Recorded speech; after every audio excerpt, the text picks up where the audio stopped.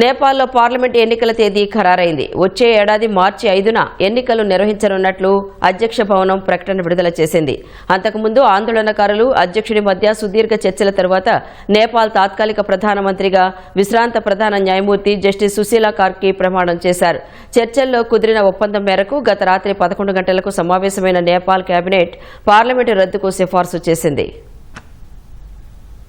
నేపాల్లో రాజకీయ సంక్షోభానికి తెరపడింది. ఆ దేశ సుప్రీంకోర్టు మాజీ ప్రధాన న్యాయమూర్తి జస్టిస్ సుశీలా కార్కి నేతృత్వంలో తాత్కాలిక ప్రభుత్వం ఏర్పడింది. ఫలితంగా నేపాల్కు తొలి మహిళా ప్రధానిగా జస్టిస్ సుశీల నిలిచారు. ఆపద్ధర్మ ప్రభుత్వం ఎవరి ఆధ్వర్యంలో ఏర్పడాలనే అంశంపై జెన్ జెడ్ ఆందోళనకారులు, సైన్యాధిపతి అధ్యక్షుడు రామచంద్ర పౌడెల్ మధ్య సుదీర్ఘ చర్చలు జరిగాయి. జస్టిస్ సుశీల పేరును ఆందోళనకారులు ప్రతిపాదించారు. జస్టిస్ సుశీలా కార్కిని ఆపద్ధర్మ ప్రధానిగా నియమించే ముందు అధ్యక్షుడు రామచంద్ర పౌడెల్ అన్ని రాజకీయ పార్టీలు, న్యాయ నిపుణులు, పౌర నాయకులతో వేర్వేరుగా సంప్రదింపులు జరిపారు. అనంతరం ఆమెతో తాత్కాలిక ప్రధానిగా అధ్యక్షుడు ప్రమాణం చేయించారు.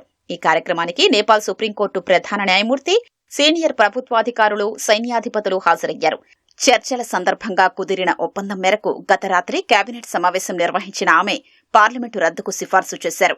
వచ్చే ఏడాది మార్చి 5న పార్లమెంటు ఎన్నికలు నిర్వహించనున్నట్లు నేపాల్ అధ్యక్ష కార్యాలయం ప్రకటన విడుదల చేసింది.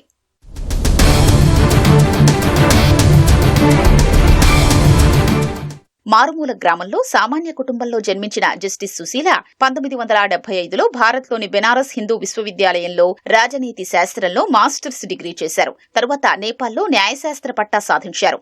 32 ఏళ్ల పాటు న్యాయవాద వృత్తిలో ఉన్న ఆమె 2009లో సుప్రీంకోర్టు తాత్కాలిక న్యాయమూర్తిగా, 2010లో శాశ్వత న్యాయమూర్తిగా నియమితులయ్యారు.